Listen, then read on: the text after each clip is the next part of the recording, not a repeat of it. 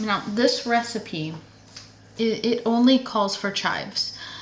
But my herb garden has parsley and dill and chives and other stuff, but I don't think it would be good in this. But I decided that I wanted to add some dill and parsley to my sour cream and chive dip. So it's no longer going to be sour cream and chive, but you know what?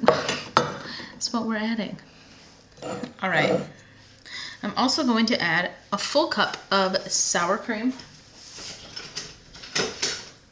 I don't think it would be sour cream and chive dip if it didn't have sour cream in it. So, sour cream. And a 1/4 cup of mayo.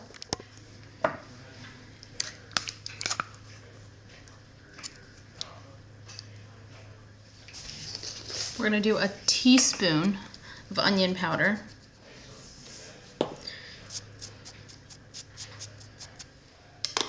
A 1/4 teaspoon of black pepper.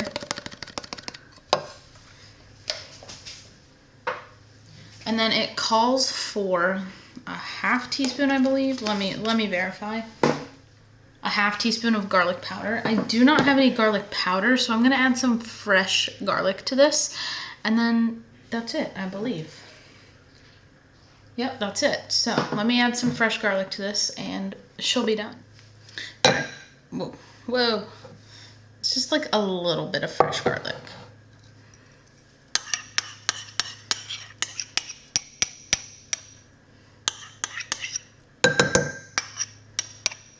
All right, I'm gonna mix it together. And then I'm gonna let it sit in the fridge for maybe an hour. It does only say like 5 to 10 minutes to let the flavors meld, but I feel like it's gonna need like an hour for it to actually be good. All right, we'll be back to taste this in a little while. Full disclosure, the dip is almost gone. We've been eating it. Our friends have come over and eaten it. It is really good. Better than store-bought dip. Oh, superior. This, I think, might be the best dip I've ever made. Like, it's really light, so that a little more airy.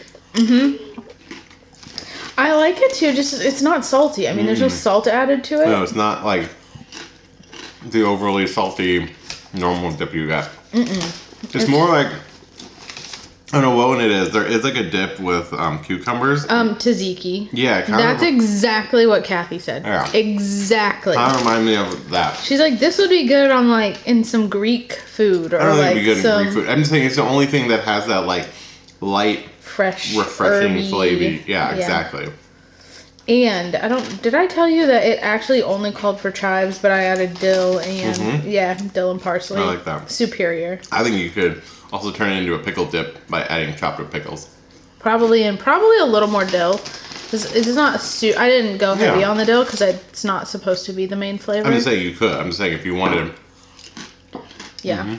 Jonathan really, really likes it. He ate some last night. It doesn't break the chip either. It's not like so hard. I hate those dips. You try to dip it and then you break the whole chip. Like it's really. Oh, do that again. I wasn't even filming. Yeah. See. Like it's nice and it doesn't just like fall off either. It's not like.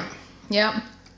But it doesn't break your chip and then you like have a bunch of broken chips inside your dip. I think it would also be good with like carrots and like peppers or like little tomatoes. Oh, you know, sure. if you wanted to not eat it. You can go with any dip. Like if you not wanted to eat it, if you didn't want chips, like.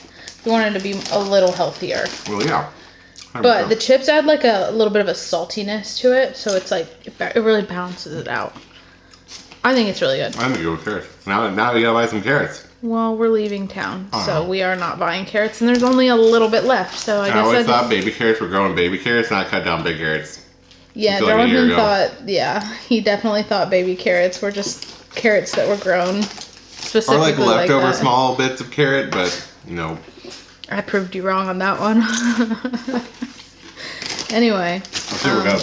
Yeah, the dip's good. I'm definitely gonna make it again. It's a good summer dip. Yeah, it definitely balances out like the really saltiness of Ruffles. Oh yeah, we actually tried the Ruffles by themselves without the dip, and it's Really salty. I mean, I guess they are kind of meant to be eaten with a dip because there's dip on the front of the Ruffles bag.